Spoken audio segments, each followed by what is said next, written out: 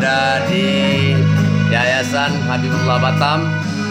Kami semua ini dari Aceh dan kami merasa sangat bahagia berada di tengah-tengah anak-anak kami yang yatim piatu, juga bersama ustadznya juga dari Aceh.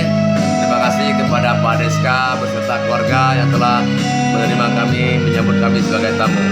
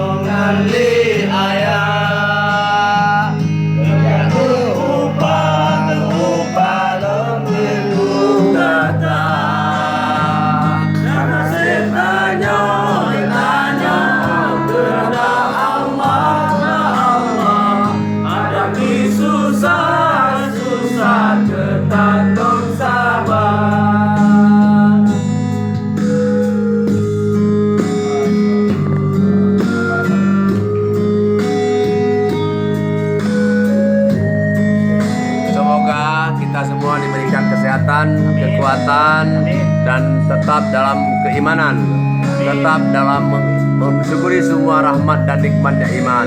Semoga Pak Deska keluarga tetap diberikan kebahagiaan dunia dan akhirat. Amin.